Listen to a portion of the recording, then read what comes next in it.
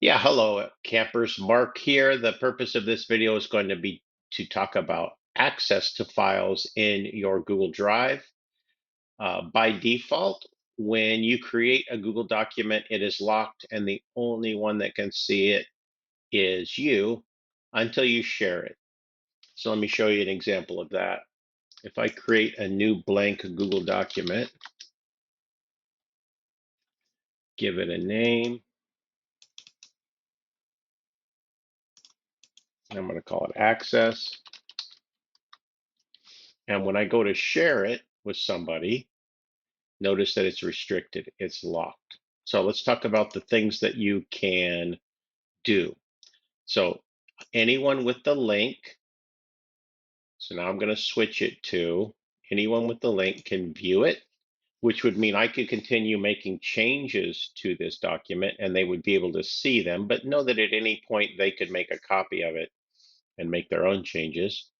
But this would be kind of nice if you were doing a unit of study and you wanted to continue making changes over the unit of study. They'd be able to view it and be able to see the changes.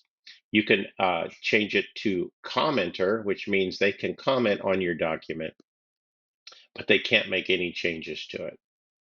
Or the most liberal way to share a document is anyone with the link can be an editor, and um, they can be collaborating with you in real time on the document. If you know who you want to share it with, so if I want to share this with my wife and then hit send, she'll get an email. If I have this checked, I could type a little message here, or I can copy the link and share it that way.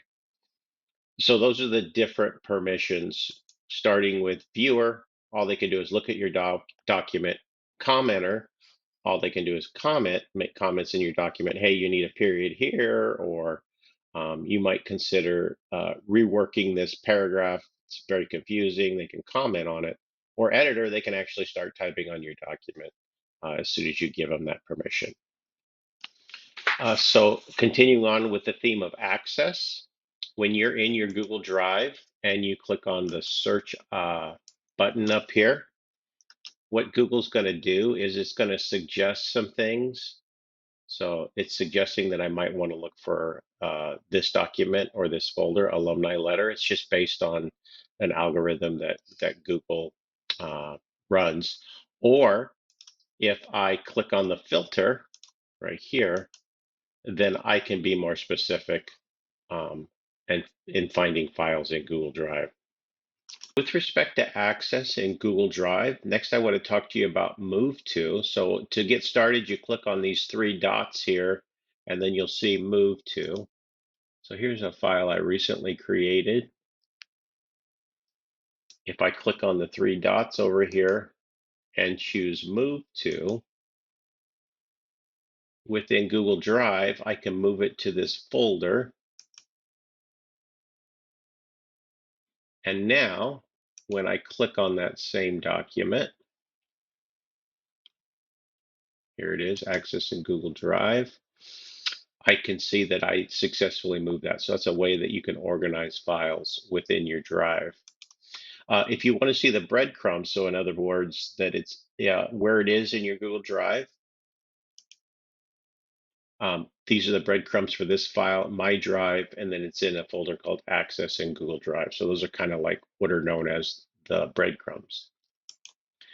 Now, so if you see Move To, it's your file, versus if you don't have that option, it's a shared file. So let me show you an example of that.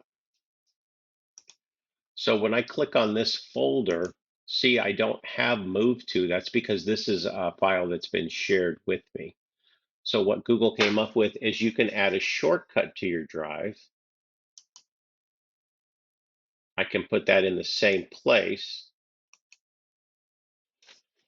So let me show you what the breadcrumbs look like on that one. So it's in my drive in a folder called Access in Google Drive. This indicates that it was shared with me and that it's a shortcut to the file.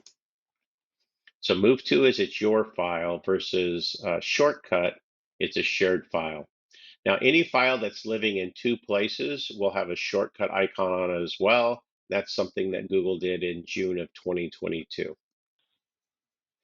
When it comes to access, some other things I want to talk to you about are some applications and some extensions that can have access to your Google Drive. Example would be Google Classroom has access to your Google Drive.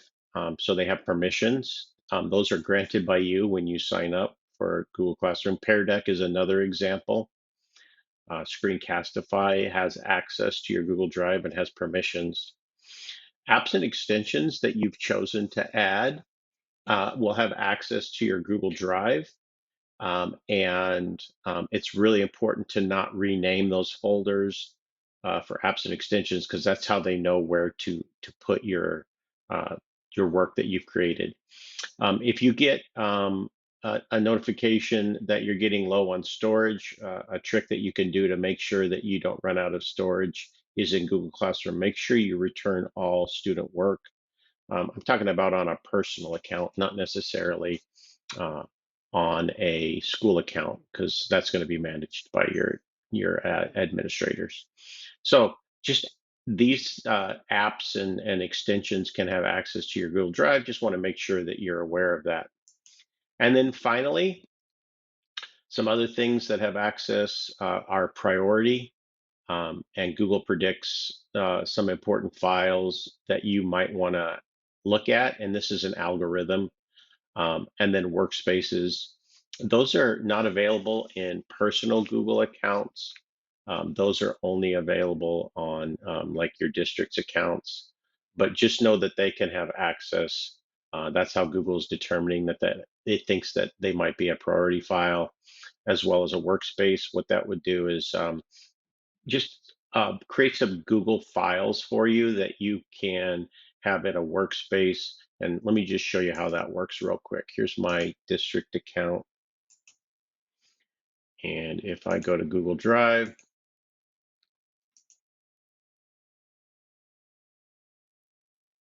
here's my priority up here.